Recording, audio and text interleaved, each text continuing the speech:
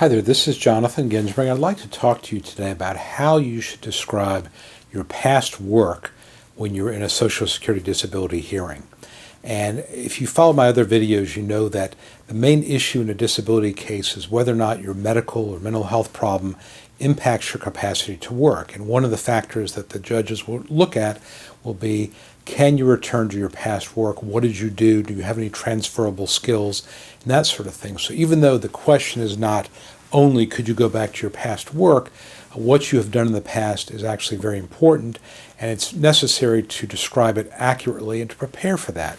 And I think when you're preparing for your hearing with your lawyer, spend a little time talking about your past work.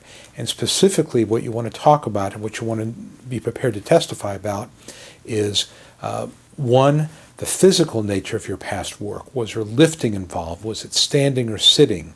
Was there a lot of carrying? What were you physically doing?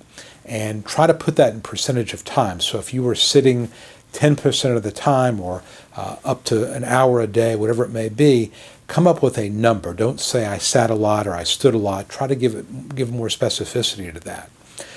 You're going to want to talk about, again, with the lifting part, how much you lifted frequently, how much you lifted occasionally. So if you were frequently lifting 10 to 15 pounds, but every once in a while had to lift 50 pounds, you want to be able to make mention of that.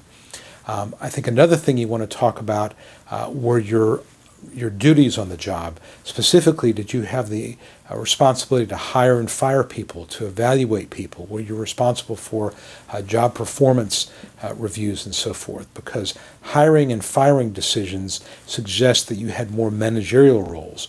And sometimes you may have a job where the position is, let's say, lead supervisor or lead man, but you had no hiring and firing role, so you need to make it very clear, because the vocational witness at the hearing is going to be looking at a book, and the book will say, well, typically a person with this job title had hiring and firing authority, and therefore it's a higher skilled position, whereas you may not have done that. So it's important to describe not just the job title, but what you did day after day. I think another thing that comes up a lot is people's job changes, even though the title may not. So you may start out as a secretary, for example, but you may end up being more of an executive assistant. You may start as a receptionist, but end up being more of some sort of a paralegal or a clerk or something like that.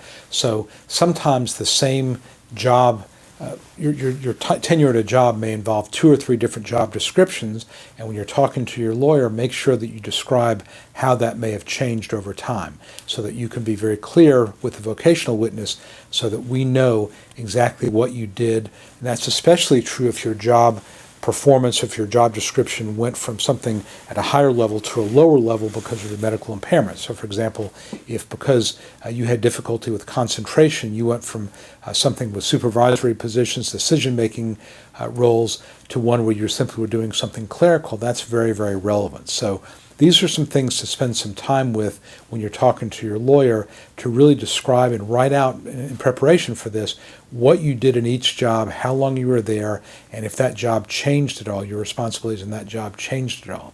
Because being very clear about that can make a real difference in your hearing. And this is, again, not something you want to think about when you're at your hearing. You want to think about it ahead of time, so that you and your lawyer can make a very clear and a brief presentation to the judge and the vocational witness about your past work and what it involved.